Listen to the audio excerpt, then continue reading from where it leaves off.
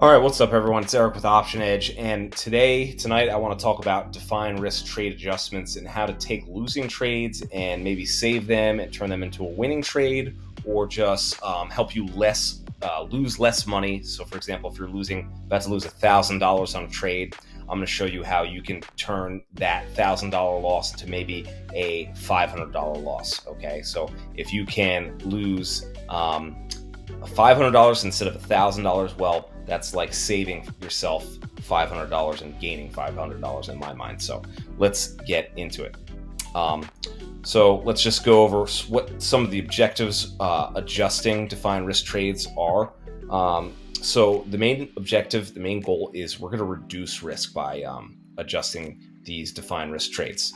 We're going to recenter the break-even points, okay, and widen the break-even points as well by taking in additional credit. Okay, and each additional credit, this goes along with what I just said, each additional credit you take in gives you a greater break even, okay? So, and each credit you take in also increases the overall, your overall portfolio buying power. So if you're able to take in a larger credit, your buying power is going to increase and allow you to allocate your portfolio or buying power into other things, okay? And we're going to do all of this by adjusting these trades. We're not going to use up any extra buying power. We're going to gain extra buying power, which is great. So everything I just showed you on that previous slide, I'm going to show you with a example in Roku, selling a put spread, and I'm going to show you how we can take a losing put spread, and without adding any money, we can try and help give us a better chance, lower our risk, lower the total loss, and increase our break even. All right, so here we're looking at Roku. Here's our put credit spread. I initially sold this for $1.98 credit, so I am down over $1.50 for this. So how are we gonna remedy this? We're losing. What are we gonna do to combat and help save some of this loss?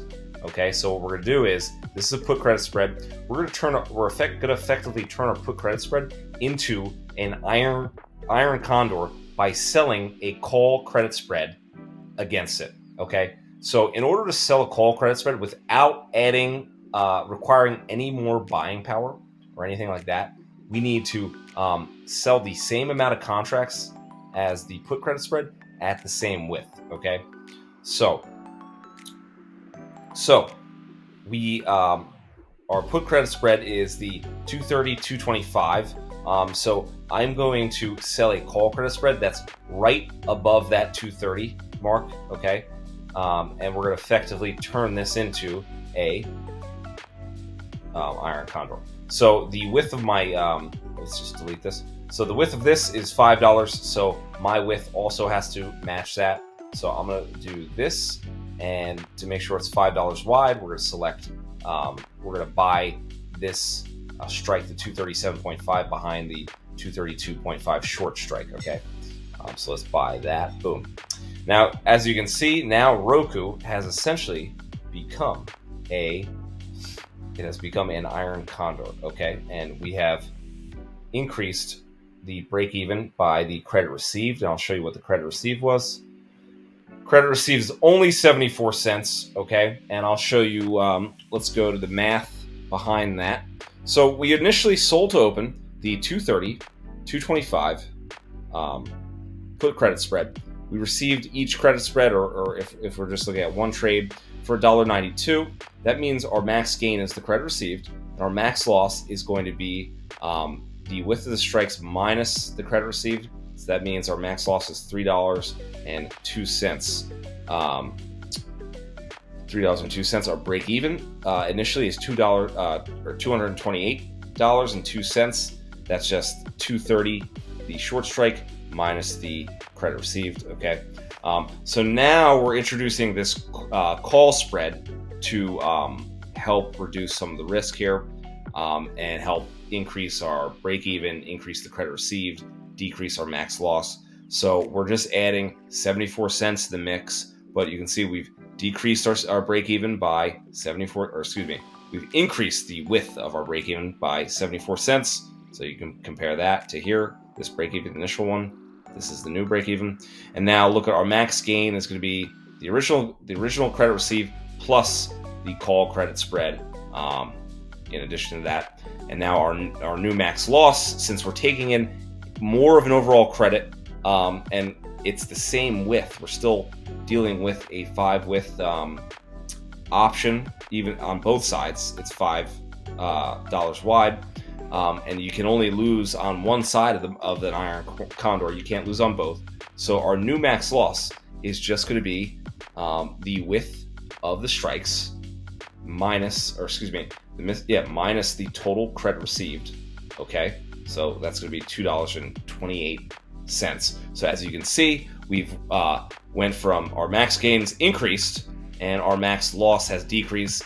That sounds like a good scenario to me. What is the caveat to all this? Well, the caveat is our probability of profit is getting decreased, okay? Because if we go back to that iron condor, let's look back at that iron condor that we drew up. All right, let's look at the iron condor. You can see it's really tight, this iron condor, and for us to make our max profit, we have to be really right above the 230 strike. That's our short put strike, and right below the 232 strike. But right now, the price of Roku is here, so it would be a miracle if it got all the way back up. Hopefully, it does. We'll see.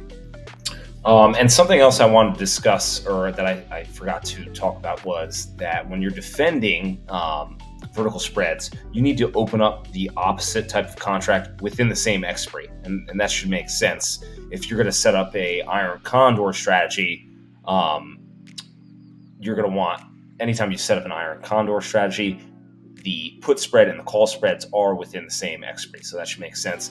And we've said it before, strikes have to be the same width, okay? And if you opened a put spread, you then defend that put spread by opening a call spread. If you initially opened a call spread, you're going to defend that call spread by opening up a put spread, okay? That should make sense.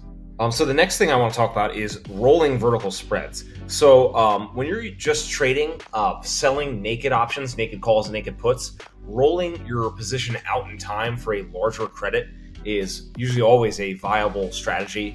But when it comes to rolling vertical spreads, it's a little bit of a different animal. So most of the time, you're lucky to get a higher credit if you roll out your spread in time. So so that's why establishing your max risk by your initial positioning sizing is actually paramount. Okay, so like if the width of your strikes, if you have a choice between a $10 wide width or a $5 wide width, if you have a small account, in my opinion, it's always best to go with the lower risk width, meaning the $5 wide versus the $1,000 wide. And we're gonna go back to Roku and just show you how that works. All right, so we're looking at our Roku strategy here, and this strategy is down a lot. So I'm selling the 230 put and buying behind that the 225 put.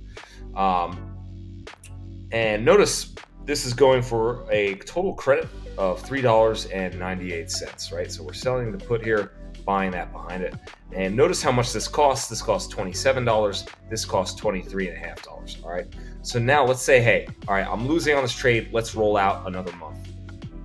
Let's go to the January expiry, and I'm going to leave these here. And I just want to compare the pricing, okay?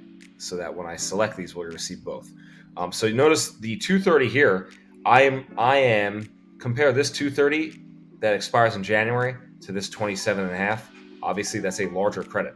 So if I was just selling the 230 puts, I would be able to roll out for a larger credit. But now let's see what happens when we buy back the 225. So look at this. Look at the difference between 225 here and 225 here. Okay, this is much bigger than here. So let's see how much our total credit was about $4 with our initial spread. So let's see how much we'd be able to gain here. So yeah, our total credit is actually smaller if we roll out in time, which I find to be pretty nuts. And I guess and basically the reason is it's for your long options end up getting priced more, which is why. So if we even go out another month, select the 230, and then we're going to buy the 225 behind that. Compare again, larger credit, the short option, but then again, the 225 here is pretty large compared to there. So let's see what that would be. And yeah, each time we're actually losing credit as we roll out in time. So as you can see, that's why it's so difficult to roll out and get a credit with these spreads. I've done it, and I've taken in a small, instead of a credit, you basically sell for a small debit. So you're taking in a slightly smaller credit. It's not the best idea because you are at that point adding more risk, because you're actually since you're taking in a smaller, you're taking in a debit rather than a credit. It's going to further reduce your odds of winning and your probability of winning. So something to keep in mind. All right, now we're going to look at iron condors and talk about the rules and how to adjust them when we have a losing trade on. So remember, iron condors are just a call spread and a put spread combined together as one strategy. And I'm going to go over a couple rules here, and just two, as you can see. So first one is, I'll show you an example with Roku, but when one side gets tested, and I'll explain what that is, you don't want to lose, or you don't want to move the tested side. The tested side is also the side that's losing. What you want to do is take the winning side, the untested side, and close that out and roll that side up closer to the untested side. Okay? And we're not going to add any additional money to a losing trade. That's another rule. And this method requires no additional money, which is great. So let's go over to Robinhood. We'll look at our Roku example here. All right, so as you can see, I have a iron condor created in Roku, and this is the strike size selected. So it's we're selling the 220 call, and we are selling the 190 put. So that's a 30 wide iron, $30 wide iron condor, and the wings are $5 wide. Okay, so total credit $3.25, and you can see we can lose. The most we can lose is $1.75. Okay, on each side. So let's say that the call side, the upper side, starts to get tested. So the underlying price is going to move towards 220. Let's say it gets to 215. Okay, at that point, our call side will be losing and our put side will be winning. So what we're going to do is we're going to take our put side, we're going to close it out, and we're going to roll it forward. So let's say we're at 215, like I said. Let's roll our 190 call spread to the let's say 205. Okay, and then we'll buy behind it the 200. So now remember, we're going to be, our current credit is $3.25, and when we do this, we'll take in a larger credit. And we will also increase our break-even points. So we went from 325 to now 382. Okay, so the caveat is that we are reducing our probability of profit. Okay, because now we are tightening up those strikes and we're tightening the range that we want the price to fall in between. Okay, so that's basically it.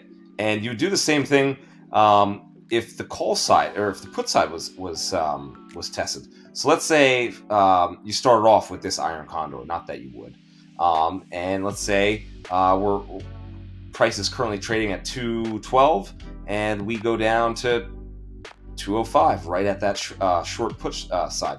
So what we can do is do the same thing we did with the puts. We are going to sell the call, or excuse me, close out our call side, the winning side, the 220 side, and let's say we go down to 210. Okay, so let's sell the call side, 210, 215. Okay, and boom, do the same thing on that side. So that's more or less how you do it, and that's really it. So the rule is, once one side is tested, don't move the tested side and just roll up the untested side and receive a bigger credit.